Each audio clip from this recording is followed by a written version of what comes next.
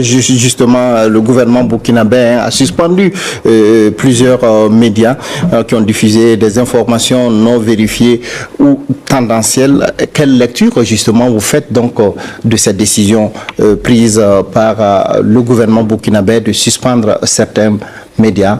Ali Badraoui Drago. Merci bien, M. Sayon. Peut-être avant de répondre à votre question, j'aimerais juste ajouter que, comme nous l'avons dit sur ce plateau, la désinformation, elle est vieille comme le monde. Il ne faudrait pas que les Burkinabés tombent des nues. Ça a toujours été le cas. Nous convoquons un peu l'histoire. Montons à la révolution d'août 83. Vous avez vu que pour arriver donc à bout de cette RDP, il y a eu dans un premier temps des traques et après donc de la désinformation, des allégations mensongères portées donc sur l'idée de la révolution, et tout le monde a vu un peu comment ça s'est terminé. Donc c'est pour dire que les mêmes causes produisant les mêmes effets. Je pense que ceux qui sont donc dans cette entreprise-là, évidemment, veulent donc rééditer l'exploit funeste de 427. C'est pourquoi nous devons être vigilants. Pour revenir à votre question, j'estime que le gouvernement est responsable de la vie des Burkinabés. Et aujourd'hui, ce sont les autorités qui conduisent effectivement la guerre et qui sont à un niveau pertinent où elles savent évidemment quelles sont les mesures qu'il faut prendre pour pouvoir donc créer les conditions de sérénité optimales afin de pouvoir permettre à ce que les choses puissent donc bouger dans le bon sens. Nous sommes des adeptes de la liberté d'expression, mais sous le couvert de la liberté, je crois que certains individus mal intentionnés veulent s'y engouffrer pour pouvoir effectivement faire valoir ou faire prospérer donc leur agenda politique. C'est ça qui est un peu regrettable. Sinon, la liberté de l'expression, c'est de cette même liberté dont nous jouissons ici sur ce plateau. Donc, on ne peut pas de but en blanc dire qu'on est contre. Mais si on veut donc se servir de la liberté d'expression pour pouvoir effectivement arriver à déstabiliser un pays, je crois qu'il est de la responsabilité des autorités de ce pays de prendre donc des mesures conservatoires. Donc, nous pensons que ces mesures-là sont prises aussi sur la base de faits avérés. Ce ne sont pas donc des faits allégués qui ont conduit donc la prise de ces mesures, ce sont des faits avérés où des médias se sont rendus effectivement complices ou coupables. Nous sommes donc d'information parce que quand les gens veulent donc faire prospérer leur plan, ils mettent donc de côté ce qu'on peut appeler donc la déontologie ou le professionnalisme. Vous avez vu par exemple Sigrid faisait allusion tout à l'heure donc de TV5 Monde qui a offert effectivement son canal à un concitoyen pour qu'il s'exprime. Mais est-ce que TV5 Monde s'est donné la peine dans la recherche donc de l'équilibre de l'information pour peut-être donc contacter les autorités afin que quelqu'un d'autre puisse donner aussi sa lecture sur les mêmes questions? Non. Donc en réalité, ce sont des... il ne faudrait pas que les Burkinabés continuent dans les jérémiades. Moi, je crois que nous sommes situés. C'est véritablement des entreprises, excusez-moi, passez-moi le terme criminel, dont le but est connu. Et en tant que tel, c'est à nous, Burkinabés, de faire bloc autour de nos autorités. Mais il faudrait aussi qu'on ne crée pas le vide, afin que la désinformation puisse effectivement meubler le temps en termes d'information, en termes de besoin de communication, de consommation de l'information des Burkinabés. Ça veut dire que quoi? Qu'il faudrait qu'il y ait de plus en plus une organisation au niveau donc des canaux officiels, donc des structures étatiques qui sont chargées donc de la communication, afin qu'on puisse communiquer en temps réel et informer les Burkinabés dans le bon timing.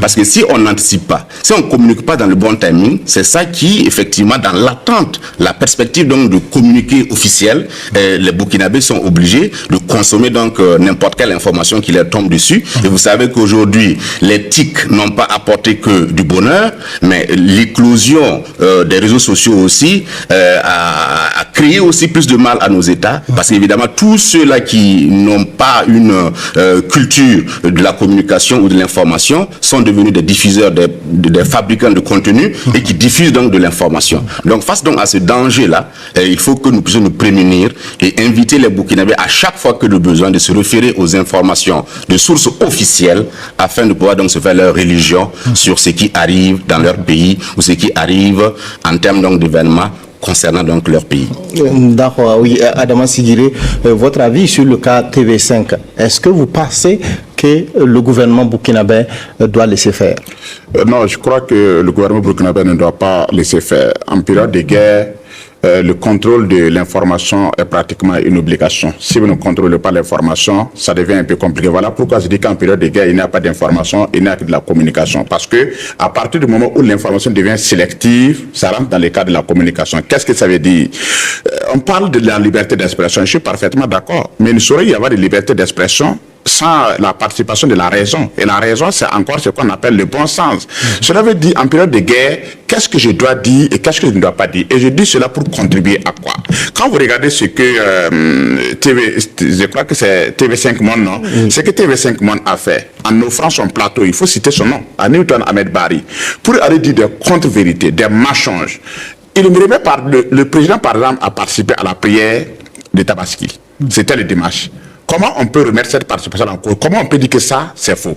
Est-ce que quand vous regardez l'image, ça là, comment quelqu'un va aller s'asseoir sur un plateau pour faire croire aux gens que ça, c'est un montage? Depuis qu'ils ont commencé leur mensonge, leur propagande, il y a eu deux faits majeurs. Le président de Faso a donné son sang lors de la journée nationale du don de sang. Et ça, c'est une réalité. La journée mondiale. Lors de la journée mondiale, merci beaucoup, lors de la journée mondiale du don de sang. Après cela, je crois que ça, c'était le 14. Le 15, c'était un samedi. Le 16, c'était un dimanche. Le 16, le président a participé à la prière de Tabaski. Comment des gens peuvent remettre cela en cause? Et comment une télévision, dit de cela comme TV5, peut convoquer un Burkinabé pour venir sur son plateau, pour remettre ces deux faits majeurs-là en cause, pour faire douter encore les Burkinabés? On comprend ici que la volonté de TV5 Monde, c'est de participer à la désinformation. C'est d'offrir son plateau à un Burkinabé qui n'aime pas le Burkina Faso, qui est contre sa nation. Et malheureusement, là où je suis vraiment très triste, c'est seulement en Afrique qu'on voit de telles personnes. Vous ne verrez pas en Europe ce qu'ils sont en train de faire là-bas. Vous ne verrez pas en Europe quelqu'un qui le fait. C'est seulement des Africains, pour ne pas dire des Burkinabés, qu'on peut utiliser contre les nations. De toute façon, c'est un fait. Il appartient aux autorités, il appartient au gouvernement d'assumer ses responsabilités. Tous les médias occidentaux qui communiquent, qui font de la propagande contre le Burkina Faso, n'ont pas le droit de citer au Burkina Faso. Partant de cela, je crois et j'espère que si TV5 Monde n'est pas encore suspendu, dans les prochains jours, ce média sera suspendu. Tout comme les autres médias qui ont fait de la désinformation et qui ont été suspendus. Parce que on ne peut pas comprendre, par exemple, que ces médias occidentaux, surtout qui se trouvent en France, pendant que ces médias refusent de dire quelque chose, par exemple, sur la Russie, qui est en guerre contre l'Ukraine, oui, sont en train d'ouvrir les plateaux pour donner à des gens qui sont contre le Burkina Faso. Et il faut signaler peut-être que tous les médias russes ont été suspendus. Tous les médias russes ont été suspendus. Voilà pourquoi je dis qu'il faudrait qu'on soit réaliste. À partir du moment où l'information est sélective, M. Sayon, on prend des informations, on dit ok, je laisse passer telles informations et je ne laisse pas passer ça. Ce n'est plus de l'information, c'est de la communication. Mais il faudrait qu'on sache qu'effectivement c'est une réalité et les médias qui contribuent à cette propagande-là, à cette désinformation-là, ne peuvent pas avoir droit de citer ici au Burkina Faso. Donc, partant de ce qui s'est passé, partant de ce qu'on a vu ces derniers jours, nous sommes convaincus qu'il y a des Burkinabés qui ont opté d'être contre la patrie. Et ces hommes et ces femmes n'ont qu'un seul objectif, c'est de déstabiliser le pouvoir du Burkina Faso. Qu'est-ce qu'ils gagnent? Franchement, je ne sais pas. Mais il faudrait que le gouvernement s'assume et que tous les médias qui communiquent contre le Burkina Faso soient d'abord fermés, mais pas seulement les médias. Pas seulement les médias. Il y a aussi les individus qui ont opté de détruire les nations. On ne peut pas permettre que des Burkinabés, portant toujours la nationalité burkinabé, décident ouvertement de s'attaquer à leur pays. Là encore, je ne sais pas quelle méthode on va réduire cela, mais je pense que les autorités compétentes doivent prendre cela, les responsabilités, et de voir comment encore elles vont faire pour que ces Burkinabés-là ne communiquent pas contre le Burkina Faso en ayant toujours la nationalité burkinabé. Pourquoi je le dis ça, ce n'est pas assez extrême? Parce que vous ne trouverez pas un Russe qui le fait. Vous ne trouvez pas un Ukrainien qui le fait. Vous ne trouvez pas un Français qui garde la nationalité française et qui communique contre la France. Vous ne trouvez pas un Suisse qui est en train de le faire. Pourquoi nous allons permettre que des Burkinabés qui en ont marre du Burkina Faso, qui ne veulent pas du Burkina Faso, qui disent que le Burkina Faso les intéresse pas. Peut-être des dirigeants ou qui ont peut-être des choses peut-être à reprocher. C'est ce que le frère Badra a dit. Vous n'aimez pas le Burkina, les dirigeants, et vous n'aimez pas le Burkina Faso, ce n'est pas la même chose. Mais ce qu'ils sont en train de faire, ils ne font pas du mal au capitaine Ibn Traoré. Ils ne font pas du mal au capitaine Ibn Traoré. Ils font du mal à notre armée, à l'armée nationale, qui appartient à tout le Burkina Faso. Ils font du mal aux populations. Quand on attaque et qu'ils publient pour manifester leur joie, ils ne font pas de mal au capitaine. Ils font du mal à tout le Burkina Faso. On ne peut pas permettre que des Burkinabés, parce qu'ils n'aiment pas le président, fassent du mal à toute la nation. Et je prends un exemple, M. Sagnon. Roch-Marc Christian Kabore était ici. Moi, je n'ai pas assez aimé son pouvoir. Dr Ouedraogo est là, on l'a critiqué. Mais vous pouvez revenir sur nos pages pour nous montrer une seule publication où on a publié pour manifester notre joie quand on attaque l'armée. On avait dit que la façon de faire la guerre, on n'était pas d'accord avec cette façon de faire la guerre parce que ça ne nous permettait pas d'avoir le pouvoir. Mais on ne s'en prend pas à la nation. Quelqu'un qui s'en prend à la nation ne mérite pas la nationalité de cette nation-là. Et moi, je pense qu'il faudrait que les autorités se montrent encore fermes. Parce que, comme je l'ai dit, en matière de guerre, quand vous êtes en guerre, la communication devient une arme très importante. Et il faut tout faire pour maîtriser cette communication-là et ne pas permettre à n'importe qui de propager n'importe quel message, même si la tristesse fait qu'à travers les réseaux sociaux, WhatsApp, Facebook, tout le monde peut venir sur les réseaux sociaux pour publier, mais on peut toujours essayer de recadrer cela. On vous a bien compris, en tout cas, concernant TV5, cette information qui vient de nous parvenir, TV5 vient d'être suspendu pour 6 mois avec une amende de 50 millions de francs CFA. Oui, docteur Ouedraogo, votre avis, votre point de vue sur la suspension des médias, des mesures en tout cas qui ont été prises par le gouvernement burkinabé. Ok, je pense que cette mesure est à saluer, c'est une mesure salutaire et comme certains médias avant TV5 Monde avaient été suspendus, il était de bon ton que ce média qui en tout cas a prêté ses antennes pour des allégations qui portent atteinte à notre nation, je crois que c'est bien vu de la part donc de l'autorité d'avoir pris cette mesure de suspension temporaire, 6 mois et une amende de 50 millions de francs. Je crois que c'est bien vu parce que ce qui a été dit est extrêmement grave. Extrêmement grave parce que c'est vérifiable que ce qui a été dit est faux. Donc, on s'en prend à toute la nation et on s'en prend à notre armée qui actuellement est dans une posture de reconquête de notre territoire. Après plusieurs années passées de défaite en défaite, quand cette armée se lève, passe de la défensive à l'offensive, ce n'est pas le moment donc de vouloir la déstabiliser. Ça c'est un. Et nous devons comprendre que tous ces médias participent aussi de la mise en place d'un ordre voulu par les États qui les financent. On aime nous dire que avant donc de comprendre quelle est l'information diffusée, il faut donc savoir qui paye l'encre. Et ces médias, pourquoi la France a une institution de communication qu'on appelle Média France Monde. Pourquoi? Ça participe de la mise en place d'un ordre voulu par la France dans le monde et surtout en Afrique. Et c'est pas exagéré de dire que ce sont des médias mensonges.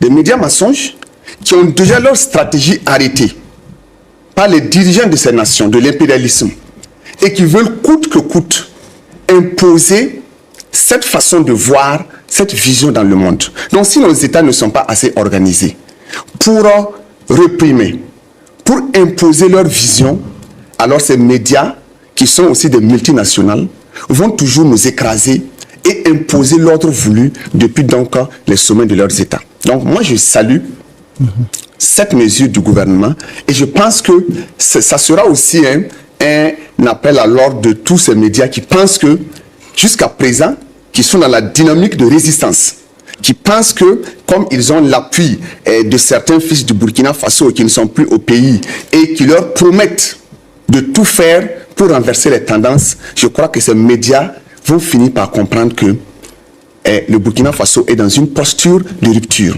Et comme il a dit tantôt, la manipulation des consciences ne date pas d'aujourd'hui.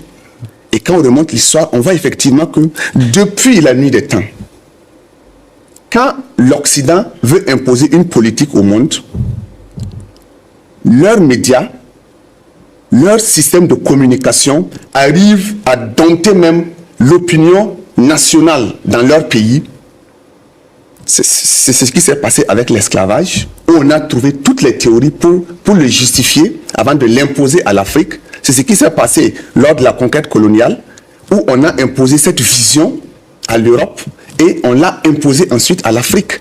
Et ça n'a pas changé. Il a évoqué tantôt l'histoire de la Révolution. Donc aujourd'hui, ces grandes puissances-là pensent que le Burkina Faso ou les États donc, de l'AES sont voilà, dans une trêve et que l'interlude ne va durer peut-être que 2 années, 3 années. Voilà pourquoi on est de plus en plus acculé. Et si nos États se montrent responsables de par ces mesures, et comme il a dit, si on active des leviers au niveau national pour que tous ceux qui s'en prennent à leur pays